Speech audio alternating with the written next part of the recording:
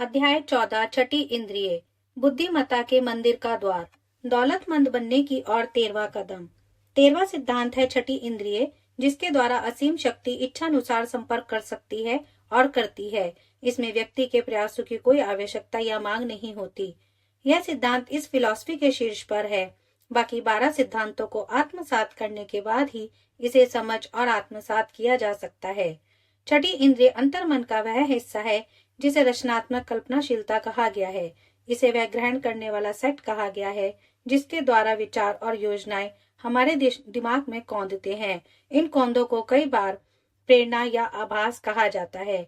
छठी इंद्रिय वर्णातीत है। इसे ऐसे व्यक्ति के सामने बयान नहीं किया जा सकता जिसने इस फिलॉसफी के बाकी सिद्धांतों को आत्मसात ना किया हो, क्योंकि उस व्यक्ति के पास वह ज्ञान और अनुभव नहीं होगा जिससे छठी इंद्रिय की तुलना की जा सके। छठी इंद्रिय की समझ सिर्फ साधना के द्वारा आती है और अंदर से मन को विकसित करने के माध्यम से आती है। जब आप इस पुस्तक में बताए गए सिद्धांतों में निपुण हो जाएंगे तो आप एक ऐसे वक्तव्य को सच मानने के लिए तैयार होंगे जो दूसरी किसी परिस्थिति में आपको अविश्वसनीय लगेगा। यह वक्तव्य है, छठी इंद्रिय की सहायता से आपको आने वाले खतरों की चेतावनी मिलती है ताकि आप समय रहते उनसे बच सकें, और आपको समय पर अवसरों की सूचना मिल जाती है ताकि उन्हें आप गले लगा सकें। छठी इंद्रिय के विकास के साथ ही आपकी सहायता और आपकी सेवा के लिए एक रक्षक देवदूत आ जाता है जो आपके सामने बुद्धिमानी के मंदिर के द्वार हमेशा के लिए खोल देता है। लेखक चमत्कारों में विश्वास नहीं करता, ना ही वह इनकी वकालत करता है, और इसका कारण सिर्फ इतना है कि उसके पास प्रकृति का पर्याप्त ज्ञान है जिससे वह समझ चुका है कि प्रकृति अपने निर्धारित नियमों से कभी विचलित नहीं होती। उसके कुछ नियम इतने गूढ़ होते हैं कि वे हमें चमत्कार नजर आते हैं। छठी इंद्रिय चमत्कार होने के उतनी ही करीब है जितनी मैंने कभी अनुभव की है। लेखक इतना जानता है कि एक शक्ति है या एक प्रभु है या एक ऊर्जा है जो पदार्थ के हर अणु में है, और वह इंसान को दिखाई देने वाली ऊर्जा के हर यूनिट में है। लेखक यह मानता है कि असीम ऊर्जा बीज को पेड़ में बदल देती है, गुरुत्वाकर्षण के नियम के कारण पानी को पहाड़ के नीचे बहाती है, दिन के बाद रात को लाती है और गर्मी के बाद जाड़े को, जिसमें से हर एक की सही जगह है और दूसरे के साथ उसका उचित संबंध है। यह ऊर्जा इस फिलॉसफी के सिद्धांतों के द्वारा इच्छाओं को मूर्त या भौतिक रूप में रूपांतरित करने में सहायता प्रदान करने के लिए प्रेरित की जा सकती है। लेखक को यह ज्ञान है क्योंकि उसने इसका प्रयोग करके देखा है और इसे खुद अनुभव किया है। कदम दर कदम पिछले अध्याय में आपको इस आखिरी सिद्धांत की तरफ लाया गया है। अगर आपने पहले के सिद्धांतों को अच्छे से सीख लिया है तो अब आप बिना संदेह के उन विराट दावों को स्वीकार करने के लिए तैयार होंगे जो यहाँ किए जा रहे हैं। अगर आपने बाकी सिद्धांतों को अच्छे से नहीं सीखा है तो आपको ऐसा कर लेना चाहिए, तभी आप निश्चित रूप से यह तय कर सकते हैं कि इस अध्याय में किए जा रहे दावे तथ्य हैं या कपोल कल्पना मात्र हैं। जब मैं हीरो वर्शिप की उम्र से गुजर रहा था तो मैंने अपने आप को उन लोगों की नकल करते पाया जिनसे मैं प्रभावित था। यही नहीं, मैंने पाया कि विश्वास के तत्व ने जिसके द्वारा मैं अपने नायकों की नकल करने का प्रयास कर रहा था, मुझे यह सफलतापूर्वक करने की महान क्षमता दी। मैंने कभी हीरो वर्शिप की आदत को पूरी तरह से नहीं छूटने दिया। अनुभव ने मुझे सिखाया है कि सचमुच महान सर्वश्रेष्ठ है, परंतु दूसरी सर्वश्रेष्ठ बात है भावना और कर्म के द्वारा जहां तक संभव हो महान लोगों का अनुसरण करना। प्रकाशन के लिए एक भी पंक्ति लिखने से बहुत पहले या जनता के बीच भाषण देने का प्रयास करने से पहले मैंने उन 9 लोगों का अनुसरण करने और खुद के चरित्र को दोबारा आकार देने की आदत डाली जिनके जीवन और जिनके काम से मैं सबसे अधिक प्रभावित हुआ था। यह 9 लोग थे: Emerson, Paine, Edison, Darwin, Lincoln, Burbank, Napoleon, Ford और कार्नेगी। कई सालों तक हर रात को मैं इस समूह के साथ काल्पनिक परामर्श बैठ के करता रहा जिन्हें मैं अपने अदृश्य सलाहकार कहता हूँ। तरीका यह था, हर रात को सोने से ठीक पहले मैं अपनी आंखें बंद कर लेता था और अपनी कल्पना में इन लोगों को अपने साथ एक परामर्श मेज के चारों तरफ बैठा देखता था। यहाँ मुझे न सिर्फ उनके साथ बैठने का अवसर था जिन्हें मैं महान समझता था, बल्कि मैं उस समूह में सबसे प्रभावशाली व्यक्ति भी था क्योंकि मैं उस समूह का चेयरमैन था। इन रात्रिकालीन बैठकों के द्वारा यह कल्पना करने के पीछे मेरा बहुत ही निश्चित उद्देश्य था। मेरा लक्ष्य अपने चरित्र को नए सिरे से बनाना था ताकि यह मेरे काल्पनिक सलाहकारों के चरित्रों का संयोग बन जाए। मैंने जीवन में जल्दी ही सीख लिया था कि अगर मैं अज्ञान और अंधविश्वास के माहौल में जन्म लेने की बाधा को पार करना चाहता था तो मुझे ऊपर बताए गए तरीके से स्वैच्छिक पुनर्जन्म लेना होगा। मैं जानता था कि सभी व्यक्ति अपने प्रबल विचारों और इच्छाओं के कारण ही वैसे बनते हैं जैसे वे होते हैं। मैं जानता था कि गहराई में बैठी हर इच्छा यह प्रभाव डालती है कि इंसान उसकी बाहरी अभिव्यक्ति चाहता है। जिसके द्वारा उसकी इच्छा को यथार्थ में रूपांतरित किया जा सके। मैं जानता था कि आत्म सुझाव चरित्र निर्माण में एक सशक्त तत्व है। दरअसल यह इकलौता सिद्धांत है जिसके द्वारा चरित्र बनता है। मन के संचालन के इन सिद्धांतों के ज्ञान के कारण मैं अपने चरित्र के पुनर्निर्माण के लिए आवश्यक सारे साजो सामान से लैस था। इन काल्पनिक परामर्श के लिए आवश्यक सारे साजो सामान इन काल्पनिक अपने कैबिनेट सदस्यों से वह ज्ञान चाहा जो मैं उनसे चाहता था। मैंने हर सदस्य से सुनाई देने वाले शब्दों में स्पष्ट रूप से कहा, मिस्टर इमर्सन, मैं आपसे प्रकृति की अद्भुत समझ हासिल करना चाहता हूँ जो आपके जीवन की पहचान है। मैं आपसे आग्रह करता हूँ कि आप मेरे अवचेतन मन में वे सारे गुण दाखिल कर दें जो आप में थे, जिनकी वजह से आप प्रकृति के नियमों को समझ पाए और खुद को उनके अनुरूप ढाल पाए। मिस्टर बर्बैंक, मैं आपसे आग्रह करता हूं कि आप मुझे वह ज्ञान प्रदान करें जिसने आपको प्रकृति के नियमों से तालमेल बनाने में समर्थ बनाया, जिसके द्वारा आपने कैक्टस के कांटों को दूर हटाने के लिए और इसे एक भोज्य पदार्थ बनने के लिए प्रेरित किया। मुझे उस ज्ञान तक पहुंचा दे जिसने आपको वहां पर घास के 2 तिनके उगाने में समर्थ बनाया जहां पर पहले एक ही तिनका घास उगती थी। नेपोलियन, मैं आपसे वह अद्भुत योग्यता हासिल करना चाहता हूँ जिसके द्वारा आप लोगों को प्रेरित किया करते थे और उनसे अधिक संकल्प से अधिक महान कर्म करवाते थे। मैं आपसे सतत विश्वास का भाव भी हासिल करना चाहता हूँ जिसने आपको पराजय को विजय में बदलना सिखाया और ऊंची बाधाओं को पार करना सिखाया। मिस्टर पैन, मैं आपसे विचार की स्वतंत्रता हासिल करना चाहता हूँ, वह साहस और स्पष्टता जिसके द्वारा आप अपने विश्वास को अभिव्यक्ति कराते थे, जिनके कारण आपकी पहचान बनी। मिस्टर डार्विन, मैं आपसे अद्भुत धैर्य और पूर्वाग्रह या पक्षपात के बिना कारण और परिणाम का अध्ययन करने की योग्यता हासिल करना चाहता हूँ जो आपने प्राकृतिक विज्ञान के क्षेत्र में साबित की है। मिस्टर लिंकन, मैं अपने चरित्र में न्याय का वह भाव, धैर्य की अथक भावना, हास्य का वह पुट, मानवीय समझ और सहनशीलता भरना चाहता हूँ जो आपके परिचायक गुण थे। मिस्टर कार्नेगी, मैं संगठित प्रयास के सिद्धांतों की वह पूर्ण समझ हासिल करना चाहता हूँ जिसका प्रयोग आपने इतने प्रभावी ढंग से विशाल औद्योगिक साम्राज्य बनाने में किया था। मिस्टर फोर्ड, मैं आपसे लगन की भावना, संकल्प शक्ति, संतुलन और आत्मविश्वास हासिल करना चाहता हूँ जिनके कारण आप गरीबी पर विजय हासिल कर सके, और मैं मानवीय प्रयास को संगठित करना, एक सूत्र में बांधना और आसान बनाना चाहता हूँ ताकि मैं दूसरों की मदद कर सकूं जिससे वह आपके पद चिन्हों पर चल सकें। मिस्टर एडिसन, मैं आपसे विश्वास की अद्भुत भावना हासिल करना चाहता हूँ जिसके द्वारा आपने प्रकृति के इतने सारे रहस्य अध्ययन किए, सतत मेहनत की वह भावना हासिल करना चाहता हूँ जिसके द्वारा आपने इतनी अधिक बार पराजय के मुंह से विजय को छीना। अपने काल्पनिक कैबिनेट के सदस्यों को संबोधित करने का मेरा तरीका अनुरूप बदलता रहा है, जिस अनुरूप मैं किसी खास किस्म के चरित्र के गुणों को उस वक्त हासिल करने में अधिक रुचि रखता हूँ। मैंने बहुत कष्ट और मेहनत से उनके जीवन के रिकॉर्ड का अध्ययन किया है। कई महीनों के रात्रिकालीन श्रम के बाद मैं यह देखकर आश्चर्यचकित रह गया कि यह काल्पनिक पात्र स्पष्ट रूप से वास्तविक बन गए। इन 9 व्यक्तियों में से हर एक ने अपनी व्यक्तिगत विशेषताएं विकसित की जिनसे मुझे आश्चर्य हुआ।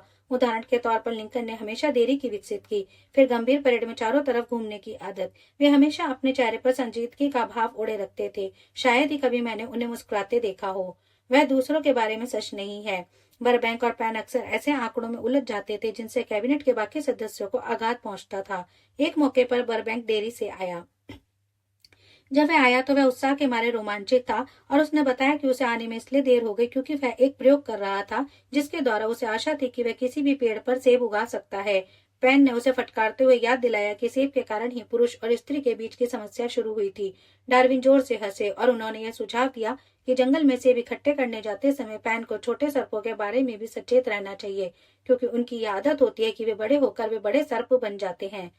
इमर्सन ने कहा, सर्प नहीं तो सेब नहीं, और नेपोलियन का कहना था, सेब नहीं तो राज्य नहीं। यह बैठ के इतनी यथार्थवादी ही चली कि मैं उनके परिणामों से भयभीत होने लगा और मैंने उन्हें कई महीनों के लिए स्थगित कर दिया। यह अनुभव इतने अजीब थे कि मैं डर रहा था कि अगर मैंने उन्हें जारी रखा तो मैं इस तथ्य को भुला दूंगा कि यह बैठकें पूरी तरह मेरी कल्पना में हो रही थी। लिंकन ने आदत बना ली थी कि वह मीटिंग के बाद सबसे अंत में कुर्सी छोड़ा करते थे। एक दफा वे कुर्सी के किनारे जाकर अपने हाथ मोड़कर झुक गए और काफी देर तक उसी स्थिति में बैठे रहे। मैंने उन्हें परेशान नहीं किया। कुछ देर पश्चात वे उठे और दरवाजे तक गए और फिर वापस आकर अपने हाथ मेरे कंधे पर रखते हुए बोले, मेरे दोस्त, तुम्हें बहुत अधिक साहस की जरूरत होगी अगर तुम अपनी जिंदगी के उद्देश्य के प्रति दृढ़ प्रतिज्ञ रहते हो। परंतु याद रखना, जब चुनौतियां सामने आएंगी तो हर मनुष्य के पास कॉमन सेंस होता है। यह मुफ्त में नहीं मिलता। जिंदगी की चुनौतियां सिखाती हैं। एक शाम एडिसन सबसे पहले पहुंच गए। वे अंदर आए और मेरे बगल में बैठ गए, जहां पर एमरसन बैठा करते थे। फिर वे बोले, तुम जीवन के रहस्य की खोज के साक्षी बनने वाले हो। जब वक्त आएगा तो तुम्हें ज्ञात होगा कि जीवन असीम शक्ति से भरा हुआ है। इतनी शक्ति है कि हर कोई उतना बड़ा बुद्धिमान है जितना वह सोचता है। जिंदगी की ये इकाइयां एक ऐसे दूसरे से जुड़ी हैं जैसे मधुमक्खी का छत्ता। ये इकाइयां तब तक अलग नहीं होंगी जब तक सामंजस्य की कमी नहीं हो जाती। इन इकाइयों की अलग अलग राय है, ठीक मनुष्य की तरह, और अक्सर एक दूसरे से लड़ाई हो जाया करती है।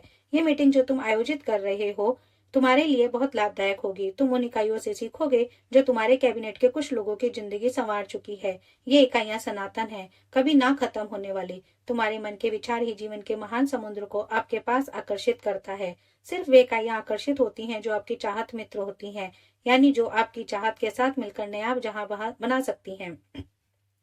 धीरे धीरे कैबिनेट के लोग अंदर आना शुरू हुए। तब एडिसन अपनी सीट के चारों तरफ टहल रहे थे। शायद वे इस बात को अभी भी सोच रहे थे। उनकी इस बात ने मुझे बहुत प्रभावित किया और मैंने जाकर अपने इस कैबिनेट के बारे में उन्हें अपना अनुभव बताया। तब वे बोले, आपके स्वप्न अधिक सच्चे होते हैं। इससे आगे उन्होंने कुछ नहीं बोला। यह मीटिंग इतना जल्दी अयथार्थवादी होने लगी कि उनके परिणामों से मुझे भय लगने लगा और मैंने उन मीटिंगों में जाना ही छोड़ दिया। कुछ 6 महीने बाद जब से मैंने मीटिंग में जाना छोड़ा था, एक रात में जग रहा था और यह देखा कि लिंकन मेरे बगल में खड़े हैं। उन्होंने कहा, विश्व को जल्द ही तुम्हारी सेवाओं की सख्त जरूरत पड़ेगी। आज विश्व ऐसे व्यस्त समय से गुजरेगा जहां पुरुष और महिला दोनों विश्वास खोने लगेंगे और आतंक से त्रस्त हो जाएंगे। तब तुम्हें अपने कार्य के साथ आगे बढ़ना होगा और अपने दर्शन से उन्हें मार्ग दिखाना होगा। यही तुम्हारे जीवन का उद्देश्य है। अगर तुमने इसको किसी भी वजह से नजरअंदाज करने की कोशिश की, तुम्हें और समाज को काफी दिक्कतें झेलनी पड़ेंगी। अगली सुबह जब मैं जागा तो मुझे यह नहीं पता चल पा रहा था कि मैं उस समय जगा हुआ था या फिर सोया हुआ। मुझे तब से आज तक नहीं पता चल पाया कि वह क्या था, पर मुझे पता था वह एक स्वप्न था। इसने मुझे फिर से मीटिंग को जारी रखने के लिए प्रेरित कर दिया। फिर अगली मीटिंग में मेरे सारे कैबिनेट के मित्र अपनी सीट पर जगह ले ली। कुछ ही देर में वे सभी खड़े हो गए। लिंकन ने ग्लास उठाया और कहा, मित्रों, हमारे मित्र की वापसी पर एक जाम चीयर्स करें।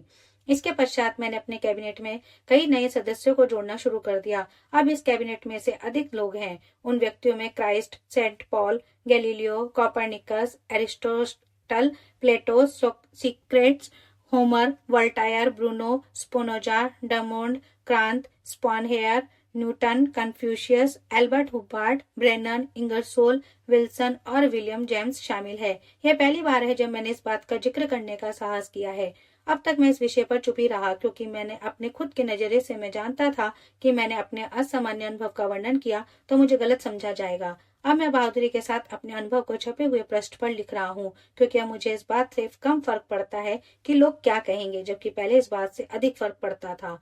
मुझे गलत ना समझा जाए, इसलिए मैं यहाँ पर बहुत अधिक जोर देकर यह कहना चाहता हूँ कि मैं अब भी अपनी कैबिनेट बैठकों को पूरी तरह से काल्पनिक मानता हूँ। परंतु मुझे लगता है कि भले ही मेरी कैबिनेट के सदस्य पूरी तरह काल्पनिक हों और बैठकें केवल मेरी कल्पना में हो रही हों, परंतु उनकी वजह से मेरे सामने रोमांच की सुखद खुल गई।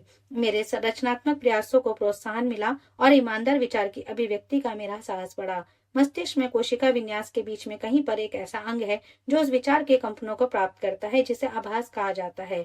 अब तक विज्ञान यह नहीं खोज पाया है कि छठी इंद्रिय का यह अंग कहाँ पर स्थित है, परंतु यह महत्वपूर्ण नहीं है। वास्तविकता यही है कि इंसान शारीरिक इंद्रियों के अतिरिक्त अन्य स्रोतों से भी सटीक ज्ञान प्राप्त करते हैं। यह ज्ञान आमतौर पर तब प्राप्त होता है जब मस्तिष्क किसी असाधारण प्रेरणा के प्रभाव में कार्य करता हो, कोई आपातकालीन स्थिति जो भावनाओं को जागृत करती हो और दिल की धड़कन को सामान्य से अधिक तेज कर देती है। छठी इंद्रिय को हरकत में ला सकती है और आमतौर पर लाती भी है। जो व्यक्ति कार चलाते समय किसी दुर्घटना से बाल बाल बच गया हो, वह यह बात जानता है कि इन अवसरों पर छठी इंद्रिय अक्सर बचाव करती है और क्षण भर में दुर्घटना को टालने में मदद करती है। यह तथ्य बताए गए हैं ताकि मैं एक महत्वपूर्ण तथ्य बता सकूं। अदृश्य परामर्शदाताओं की मेरी बैठक में मैंने पाया कि मेरा मन उन विचारों और ज्ञान को अधिक ग्रहण करने की स्थिति में है जो छठी इंद्रिय के माध्यम से मुझ तक पहुंचते हैं। दर्जनों अवसरों पर मैंने आपातकालीन स्थितियों का सामना किया। उनमें से कुछ इतनी गंभीर थी कि मेरा जीवन ही खतरे में था। किसी चमत्कारिक शक्ति ने मुझे इन मुश्किलों के पार निकलने का मार्गदर्शन दिया जो मेरे अदृश्य सलाहकारों के प्रभाव से संभव हुआ।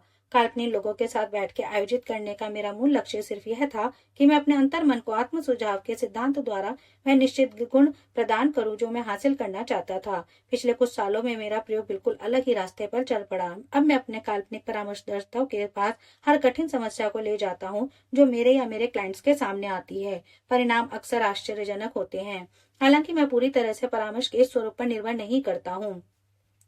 छठी इंद्रिय कोई ऐसी चीज नहीं है जिसे आप इच्छा से ओढ़ लेते हैं या हटा देते हैं। इस महान शक्ति का प्रयोग करने की योग्यता धीमे धीमे आती है और इस पुस्तक में बताए गए अन्य सिद्धांतों के प्रयोग से आती है। चाहे आप कोई भी हो या इस पुस्तक को पढ़ने का आपका उद्देश्य कुछ भी हो, आप इसका लाभ उठा सकते हैं, चाहे आप इस अध्याय में बताए गए सिद्धांत को समझ ही ना पाए हो। यह खास तौर पर तब सच है जब आपका प्रमुख उद्देश्य धन का संग्रह या अन्य भौतिक वस्तुओं का संग्रह हो। छठी इंद्रिय वाला अध्याय इसलिए शामिल किया गया है क्योंकि पुस्तक इस तरह डिजाइन की गई है कि इसका लक्ष्य एक पूर्ण फिलॉसफी प्रस्तुत करना है जिसके द्वारा व्यक्ति अपना मार्गदर्शन बिना किसी गलती के कर सके और वह जो जीवन में चाहता है उसे हासिल कर सके। समस्त उपलब्धि का शुरुआती बिंदु इच्छा है। अंतिम बिंदु उस किस्म का ज्ञान है जो समझ की ओर ले जाता है। खुद की समझ, दूसरों की समझ, प्रकृति के नियमों की समझ, खुश सुख की समझ। इस तरह की समझ पूरी तरह सिर्फ तभी आती है जब आप छठी इंद्रिय के सिद्धांत से परिचित होते हैं और इसका प्रयोग करते हैं। इस अध्याय को पढ़ने के बाद आपने यह गौर किया होगा कि आप इसे पढ़ते समय मानसिक प्रेरणा के ऊंचे स्तर पर उठ गए थे। अद्भुत। आज से 1 महीने बाद इसे एक बार फिर पढ़ें और आप पाएंगे कि आपका मन प्रेरणा के और भी अधिक ऊंचे स्तर पर विचरण कर रहा होगा। इस अनुभव को समय समय पर दोहराते रहें और इस बात से कोई सरोकार न रखें कि आप उस समय कितना अधिक या कितना कम सीख पाए हैं। और अंततः आप अपने आप को एक ऐसी शक्ति का स्वामी पाएंगे जो निराशा को दूर फेंकने में, डर को परास्त करने में, टाल मटोल को छोड़ने में और अपनी कल्पनाशीलता का अधिक मुक्त उपयोग करने में आपको समर्थ बनाएगी। तब आपको लगेगा कि आपको उस अनजान किसी चीज को छू लिया है जो हर सच्चे महान चिंतक, लीडर, कलाकार, संगीतकार, लेखक और राजनेता के पास होती है। तब आप अपनी इच्छाओं को उनके भौतिक या आर्थिक रूप में उतनी ही आसानी से रूपांतरित करने की स्थिति में होंगे जितनी आसानी से आप विरोध का पहला चिन्ह देखते ही पहले घुटने टेक देते थे और मैदान छोड़ देते थे।